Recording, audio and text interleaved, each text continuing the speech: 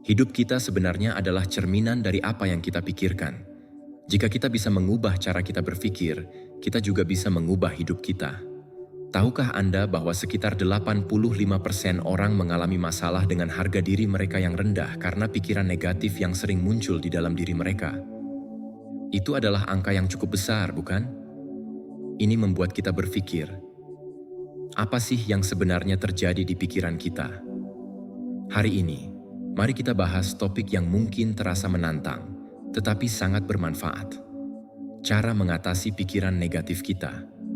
Ini bukan hanya soal menutup suara kritis dalam diri kita, tetapi lebih kepada memberikan diri kita kesempatan untuk menjalani hidup yang lebih memuaskan.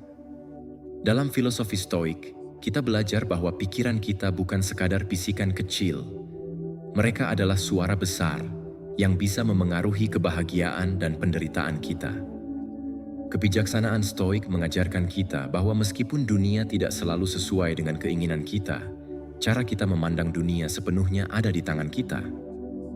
Kaum Stoik bukan hanya sekadar filsuf dari zaman dulu. Mereka adalah pejuang mental yang hebat, berjuang melawan kekuasaan pikiran dan emosi yang tidak terkendali dengan rasionalitas dan ketenangan. Hari ini, saya ingin membantu Anda memahami bagaimana pikiran negatif ini bisa memengaruhi kita dan menjelajahi strategi Stoik yang praktis untuk menghadapinya.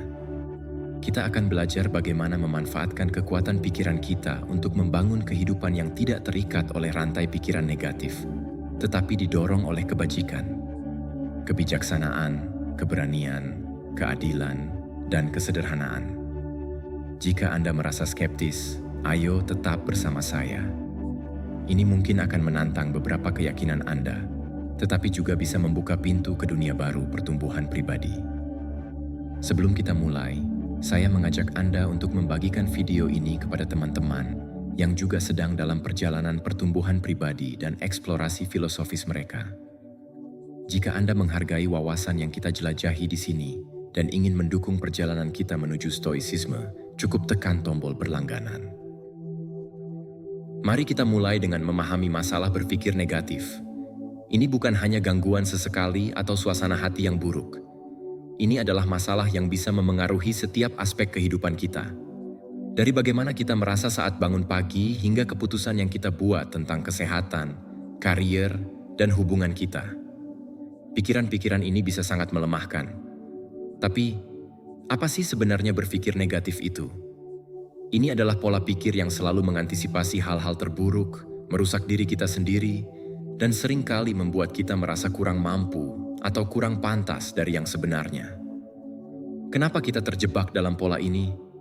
Filsuf Stoik percaya bahwa bukan peristiwa itu sendiri yang mengganggu kita, tetapi cara kita menginterpretasikan peristiwa-peristiwa tersebut.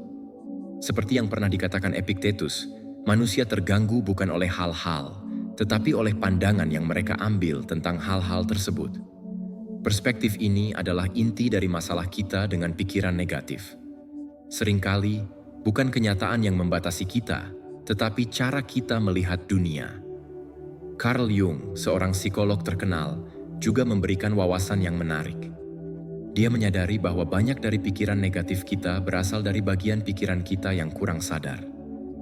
Jung mengatakan, sampai Anda membuat alam bawah sadar menjadi sadar, itu akan mengarahkan hidup Anda dan Anda akan menyebutnya takdir. Dengan membawa keyakinan dan bias bawah sadar ini ke dalam kesadaran, kita bisa mulai mengurangi kendali mereka atas diri kita. Mari kita pikirkan sejenak bagaimana ini berdampak pada kehidupan sehari-hari kita. Ketika kita menghadapi tantangan, berpikir negatif bisa membuat kita merasa sudah kalah sebelum mencoba, sehingga kita enggan mengambil langkah yang bisa membawa kita menuju kesuksesan. Ini seperti mendayung perahu sekuat tenaga, tetapi tidak menyadari bahwa kita terikat di pantai. Betapapun kerasnya usaha kita, kita tidak akan bergerak. Stoicisme mengajarkan kita untuk memeriksa pikiran kita dengan kritis, untuk mempertanyakan asumsi-asumsi negatif ini. Marcus Aurelius, dalam meditasinya, mendorong kita untuk merenungkan pikiran kita dengan cermat dan mengabaikan yang tidak rasional. Introspeksi seperti ini memungkinkan kita melepaskan diri dari pola pikir berbahaya dan mengambil kembali kendali atas pikiran kita. Jangan lupakan pengaruh latar belakang masyarakat dan budaya kita. Di dunia yang penuh dengan pesan tentang tidak cukup, apakah itu tidak cukup sukses, kaya, atau pintar, tidak heran jika pikiran negatif sering muncul. Pesan-pesan ini bisa menanamkan keraguan dan rasa tidak aman yang mencekik potensi kita. Namun, stoicisme memberi kita alat untuk membersihkan keraguan ini dan menumbuhkan pikiran yang lebih positif dan memberdayakan. Hari ini, kita akan membahas masalah berpikir negatif ini secara mendalam. Ini bukan hanya tentang mengabaikan atau menghindari pikiran negatif, tetapi tentang memahami mereka, mempertanyakannya, dan menggantinya dengan pemikiran yang lebih konstruktif. Pendekatan stoik ini bukan hanya tentang bertahan, ini tentang berkembang dengan menguasai pikiran kita. Kita menguasai cara kita melihat dunia, dan pada akhirnya, hidup kita. Jadi, saat kita terus maju, mari kita ingat bahwa setiap pikiran yang kita pilih untuk diizinkan, dan setiap yang kita putuskan untuk tantang, adalah langkah menuju kehidupan yang kita inginkan. Kedua, asal-usul pemikiran negatif. Memahami dari mana asal pemikiran negatif itu sangat penting jika kita ingin mengatasinya dengan baik. Ini bukan hanya tentang mengenali kebiasaan buruk. Ini tentang menggali akar yang membentuk cara kita berpikir. Pikiran negatif sering muncul dari berbagai sumber. Cara kita dibesarkan, tekanan dari lingkungan, kegagalan di masa lalu, dan kadang-kadang komentar kecil dari orang-orang sekitar kita. Semuanya bisa menanamkan keraguan dan ketakutan yang tumbuh menjadi pola pikir negatif yang terus-menerus. Sejak kecil, banyak dari kita tumbuh di lingkungan yang tidak mendukung harga diri yang positif. Bayangkan seorang anak yang terus-menerus diberitahu bahwa mereka tidak cukup pintar, atau sistem pendidikan yang hanya menghargai kesempurnaan. Pengalaman-pengalaman ini bisa sangat mempengaruhi cara kita melihat dunia. Aristoteles pernah mengatakan bahwa kita adalah apa yang kita lakukan berulang kali. Jika kita menerapkan pemikiran ini pada pikiran kita, kita menyadari bahwa pikiran negatif yang sering muncul bisa menjadi kebiasaan dalam cara kita melihat diri sendiri. Pengalaman kita dengan kegagalan dan penolakan juga bisa memperkuat pola negatif ini. Setiap kali kita menghadapi kemunduran atau kritik, itu bisa menguatkan dialog internal yang berkata, "Aku tahu aku tidak bisa."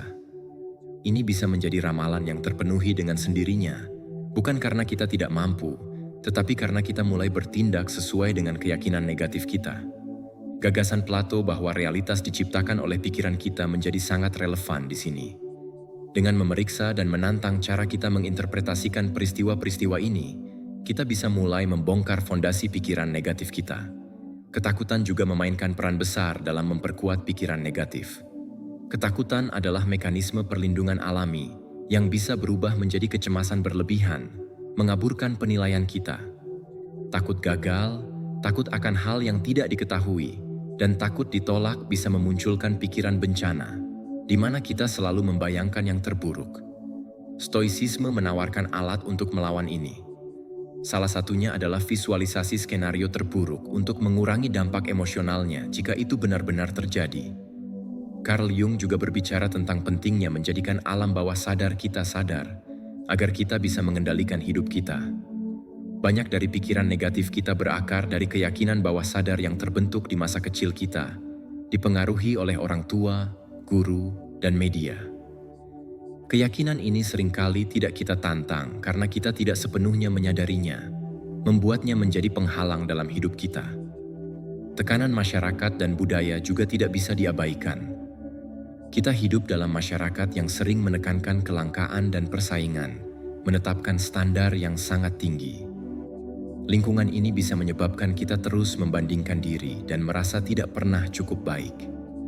Stoicisme mengajarkan kita untuk mengalihkan fokus dari validasi eksternal ke kebajikan internal, sehingga kita bisa mengukur kesuksesan berdasarkan pertumbuhan pribadi kita, bukan perbandingan dengan orang lain. Akar dari pemikiran negatif itu beragam dan kompleks, melibatkan sejarah pribadi, pengalaman emosional, ketakutan yang mendalam, dan pesan dari masyarakat. Namun, dengan memanfaatkan kebijaksanaan dari filosofi dan psikologi Barat, terutama Stoik, yang berfokus pada pengendalian persepsi dan reaksi kita bisa mulai memahami dan mengurai pola pikir negatif ini. Memahami hal ini membantu kita mengurangi dampaknya dan memberdayakan kita untuk membangun kerangka mental yang lebih positif dan kuat. Ketiga, perbarui pikiran Anda. Saat kita berbicara tentang memperbarui pikiran kita tidak hanya berbicara tentang usaha singkat untuk berpikir positif. Kita ingin mengubah dialog internal kita secara mendalam dan abadi. Ini tentang menumbuhkan pola pikir yang memungkinkan kita tidak hanya bertahan, tetapi juga berkembang. Para filsuf Stoik memberikan panduan yang berharga tentang bagaimana ini bisa dicapai melalui disiplin dalam merefleksikan pikiran kita, dan dengan sengaja membentuknya untuk menumbuhkan ketahanan dan kedamaian. Salah satu prinsip utama Stoicisme adalah gagasan bahwa emosi dan reaksi kita adalah hasil dari penilaian kita yang bisa kita ubah. Marcus Aurelius, seorang kaisar dan filsuf Stoik, pernah berkata bahwa kita memiliki kekuatan atas pikiran kita, bukan peristiwa di luar. Menyadari hal ini akan membantu kita menemukan kekuatan. Pernyataan ini mengingatkan kita bahwa pembaruan dimulai dengan menguasai pikiran kita, meneliti mereka untuk keakuratan, dan kemudian menyelaraskannya dengan niat dan nilai-nilai kita yang sebenarnya. Aristoteles juga memberikan perspektif berharga di sini. Dia berkata, mengetahui diri sendiri adalah awal dari semua kebijaksanaan. Perjalanan introspektif ini melibatkan menyelami lebih dalam pola pikir kita dan mengidentifikasi mana yang bermanfaat dan mana yang merugikan. Dengan menjadi lebih sadar akan pikiran kita bisa mulai menantang yang negatif yang mungkin telah tertanam selama ini. Proses ini bukan tentang menyangkal emosi kita, tetapi tentang memahami mereka dengan lebih baik dan mengelolanya dengan lebih efektif. Wawasan Carl Jung tentang jiwa manusia melengkapi kebijaksanaan Stoik ini dengan sangat baik. Jung berpendapat bahwa apa yang kita tolak tidak hanya bertahan, tetapi juga tumbuh. Alih-alih menolak pikiran negatif, Stoicisme mengajarkan kita untuk mengakui mereka, menganalisis dari mana asalnya, dan menilai kebenarannya.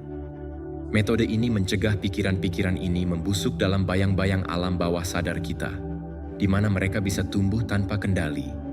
Selain itu, memperbarui pikiran juga memerlukan kita untuk terlibat dengan materi dan kegiatan yang mendukung kepositifan dan pertumbuhan.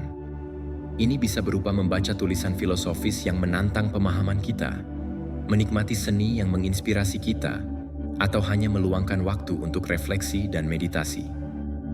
Kegiatan-kegiatan ini memberikan perspektif baru yang bisa menggantikan cerita lama kita yang tidak membantu.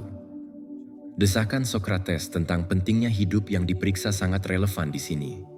Dengan terus-menerus memeriksa keyakinan dan pikiran kita terlibat dalam proses pembaruan mental yang menjaga pikiran kita tetap segar dan jiwa kita selaras dengan tujuan filosofis kita. Pemeriksaan berkelanjutan ini bukan hanya tugas, tetapi cara hidup yang membuat dunia internal kita tetap segar dan sesuai dengan realitas pengalaman kita.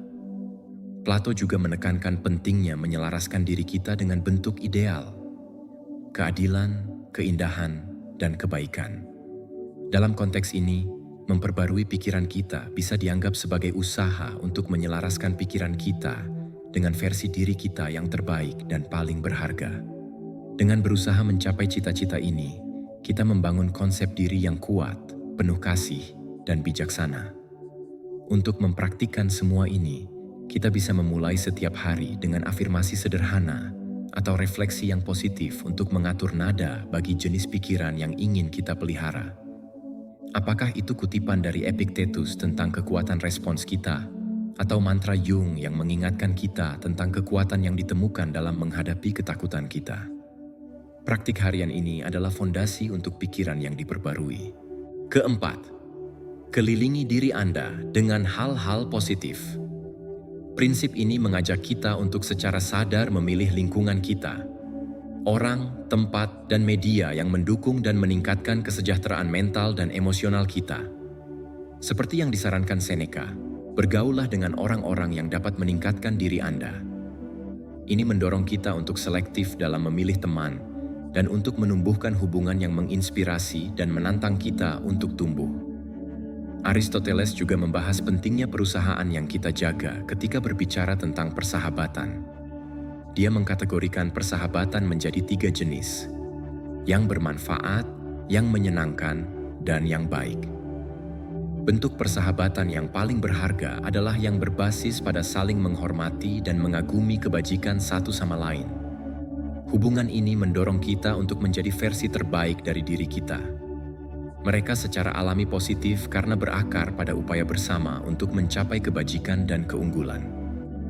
Selanjutnya, alegori Plato tentang gua mengajarkan kita tentang dampak lingkungan kita pada persepsi kita tentang realitas. Mereka yang tinggal di gua percaya bahwa bayangan yang mereka lihat di dinding adalah kenyataan, karena hanya itu yang mereka lihat. Ketika salah satu dari mereka melarikan diri dan melihat dunia luar, dia menyadari bahwa pemahaman yang terbatas dapat berubah, dan dia mampu mencapai tingkat pengetahuan yang lebih tinggi. Metafora ini dengan indah menggambarkan bagaimana memperluas lingkungan kita untuk mencakup pengaruh positif dapat mengubah perspektif dan pemahaman kita. Ide Carl Jung tentang alam bawah sadar kolektif dan archetype juga memberikan wawasan tentang pentingnya mengelilingi diri kita dengan hal-hal positif. Menurut Jung, jiwa kita dipengaruhi oleh ingatan dan ide bersama yang membentuk alam bawah sadar kolektif. Elemen-elemen budaya ini membentuk cara kita memandang dunia dan diri kita sendiri. Dengan memilih lingkungan yang mendukung dan positif, kita dapat memengaruhi archetype yang mendominasi narasi pribadi kita, beralih dari yang menekankan ketakutan dan ketidakmampuan menjadi yang mewujudkan kekuatan dan aktualisasi diri. Secara praktis, mengelilingi diri kita dengan hal-hal positif berarti lebih dari sekadar berada di sekitar orang-orang yang ceria. Itu berarti terlibat dengan konten dan aktivitas yang memperkuat tujuan filosofis dan hidup kita. Ini termasuk berpartisipasi dalam komunitas, baik daring maupun luring, di mana diskusi berfokus pada dorongan dan umpan balik yang membangun, bukan kritik dan hal-hal negatif. Kita juga harus waspada terhadap media yang kita konsumsi, memilih buku, film, dan program yang menginspirasi dan mendidik, bukan yang memperkuat rasa takut atau putus asa. Selain itu, menciptakan lingkungan di rumah dan tempat kerja yang mencerminkan nilai-nilai dan kebajikan yang kita kagumi juga sangat penting. Ini bisa sesederhana menjaga ruang hidup yang bersih dan teratur, yang menurut praktik stoik mencerminkan pikiran yang bersih dan teratur, atau bisa juga melibatkan mendekorasi ruang kita dengan seni dan simbol yang mengingatkan kita pada komitmen filosofis kita, seperti keberanian, keadilan, moderasi, dan kebijaksanaan. Kata-kata Seneca tetap relevan ketika dia menulis, "Pegang teguh antusiasme muda Anda. Anda akan dapat menggunakannya dengan lebih baik ketika Anda lebih tua." Dengan mengelilingi diri kita dengan hal-hal positif, kita menumbuhkan atau mempertahankan antusiasme yang selaras dengan sifat terbaik kita. Ini tidak hanya meningkatkan hidup kita, tetapi juga memberikan standar dan inspirasi bagi orang lain di sekitar kita, menciptakan efek positif yang lebih luas. Kelima, ambil tindakan stoik. Dalam perjalanan kita untuk mengatasi pikiran negatif, kaum stoik mengingatkan kita bahwa pemahaman dan niat saja tidak cukup. Tindakan sangat penting. Seperti yang pernah dikatakan Epicurus, katakan pada diri sendiri apa yang akan Anda lakukan, dan kemudian lakukan apa yang harus dilakukan. Ini menggarisbawahi kebenaran stoik yang mendalam. Cita-cita kita harus terwujud dalam tindakan, bukan hanya dalam pikiran. Mengambil tindakan dalam pengertian stoik berarti terlibat dalam perilaku dan praktik yang memperkuat cita-cita filosofis kita. Ini melibatkan membuat pilihan yang disengaja setiap hari yang selaras dengan nilai-nilai kebijaksanaan kita, keadilan, keberanian, dan moderasi. Dengan mewujudkan kebajikan-kebajikan ini dalam tindakan kita menantang pikiran-pikiran negatif yang mengatakan bahwa kita tidak mampu atau tidak berharga. Dengan begitu, kita menulis ulang narasi kita menjadi satu yang penuh dengan pemberdayaan dan kepercayaan diri. Aristoteles juga menekankan pentingnya tindakan dalam doktrinnya tentang jalan tengah, di mana kebajikan bukan hanya keadaan pikiran, tetapi keadaan karakter yang dihasilkan dari praktik kebiasaan, memilih jalan tengah antara kelebihan dan kekurangan. Praktik ini secara inheren aktif.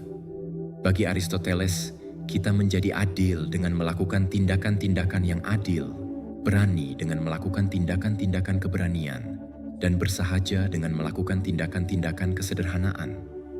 Dengan demikian, tindakan bukan hanya demonstrasi kebajikan, itu adalah sarana untuk mengembangkan kebajikan. Plato juga menyoroti kekuatan transformatif dari tindakan melalui teorinya tentang bentuk, yang menyatakan bahwa untuk mengetahui kebaikan adalah melakukan kebaikan. Dengan kata lain, pengetahuan sejati, sekali dicapai, pasti menghasilkan tindakan yang benar. Oleh karena itu, dengan menyelaraskan tindakan kita dengan pemahaman Stoik tentang kebajikan, kita mendekatkan diri pada cita-cita Platonis tentang kebaikan, yang tidak hanya mengangkat pikiran kita, tetapi juga seluruh keberadaan kita. Konsep individuasi Carl Jung, proses psikologis yang mengintegrasikan kesadaran dengan ketidaksadaran untuk mencapai aktualisasi diri, menyoroti perlunya tindakan. Bagi Jung, integrasi ini tidak terjadi hanya dalam kontemplasi, tetapi melalui pertemuan dengan dunia yang menantang kerangka kerja kita dan memaksa kita untuk tumbuh.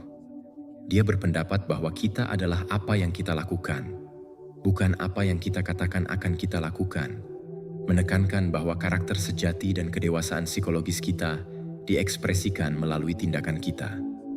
Oleh karena itu, tindakan Stoik melibatkan lebih dari sekadar memerangi pikiran negatif.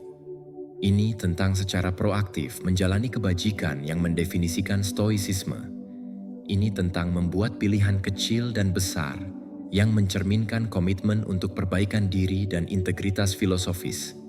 Apakah itu memilih untuk berbicara dengan baik dalam situasi yang sulit, memilih untuk menghadapi ketakutan lama, atau memutuskan untuk memaafkan seseorang yang telah berbuat salah kepada kita? Setiap tindakan adalah langkah menuju menjadi orang yang kita cita-citakan.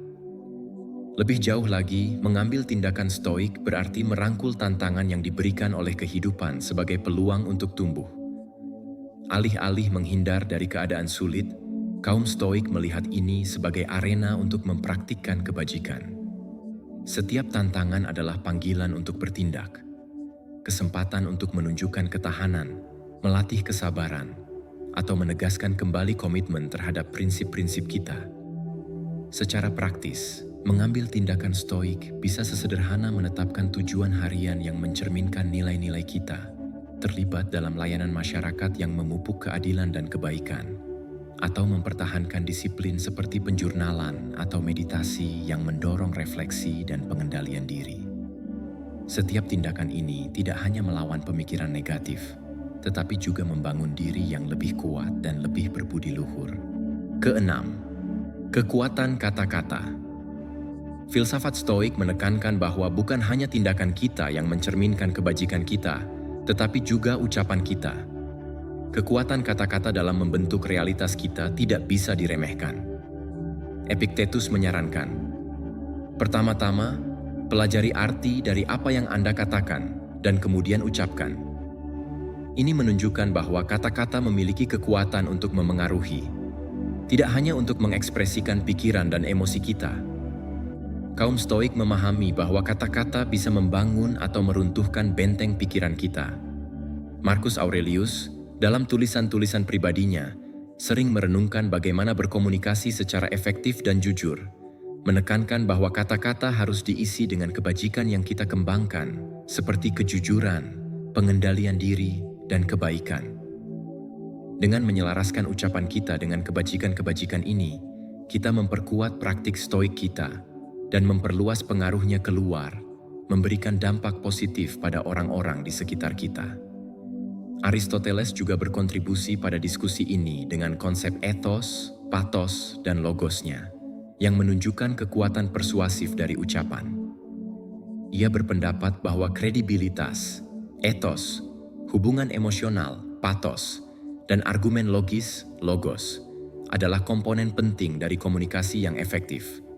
Bagi Aristoteles, cara kita berbicara dan kata-kata yang kita pilih tidak hanya menyampaikan informasi, tetapi juga membujuk dan membentuk dunia di sekitar kita. Ketika kita berbicara, kita tidak hanya menyampaikan data, kita memengaruhi pendapat, emosi, dan perilaku.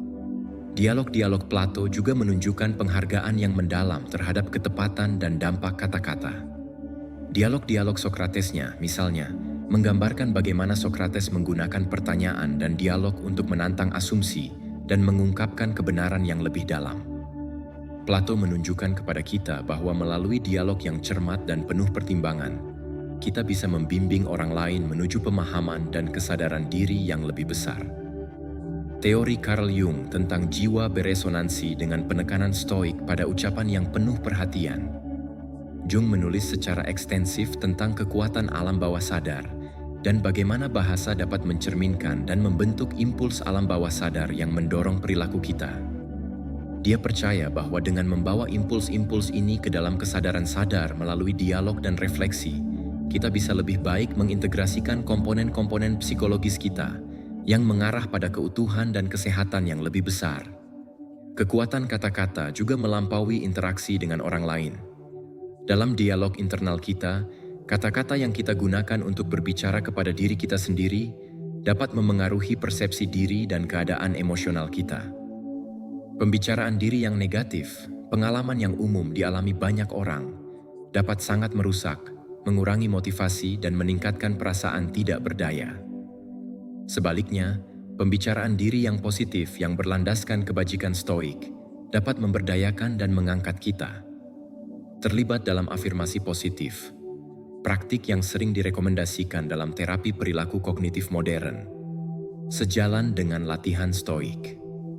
Afirmasi ini bukan tentang menipu diri sendiri dengan pernyataan yang tidak realistis, tetapi tentang memperkuat kekuatan dan ketahanan yang datang dari pemahaman stoik tentang kendali dan kebajikan. Dengan menegaskan kemampuan kita untuk mengelola respons kita dan komitmen kita untuk hidup sesuai dengan nilai-nilai kita, kita memperkuat tekad stoik kita. Oleh karena itu, kekuatan kata-kata dalam stoikisme tidak hanya teoritis, tetapi juga sangat praktis. Ini mencakup dialog kita dengan orang lain, monolog internal kita, dan bahkan cara kita terlibat dengan budaya yang lebih luas. Setiap kata yang kita pilih memiliki bobot, membangun atau menghancurkan, mencerahkan atau mengaburkan, menyembuhkan atau menyakiti. Saat kita terus menumbuhkan kebajikan stoik, marilah kita selalu ingat akan kekuatan transformatif dari kata-kata kita untuk membentuk diri kita sendiri, memengaruhi orang lain, dan menciptakan dunia yang lebih selaras dengan akal budi, kebajikan, dan kebijaksanaan. Terima kasih telah bergabung dengan kami hari ini dalam perjalanan mendalam melalui filosofi stoik. Ingat, kata-kata yang kita pilih dan tindakan yang kita ambil membentuk jalan menuju kehidupan yang penuh kebajikan dan tujuan. Saat Anda terus menavigasi kompleksitas hidup, biarkan kebijaksanaan stoisisme membimbing jalan Anda, mengubah setiap tantangan menjadi peluang untuk tumbuh. Jika Anda menemukan diskusi hari ini bermanfaat, saya mengajak Anda untuk menonton video kami berikutnya yang membahas pendekatan stoik untuk mengatasi kesulitan. Klik saja di layar dan lanjutkan perjalanan Anda bersama kami. Terima kasih telah menjadi bagian dari Jurnal Stoik. Bersama-sama kita tidak hanya membangun pengetahuan, tetapi juga komunitas kebijaksanaan dan kekuatan.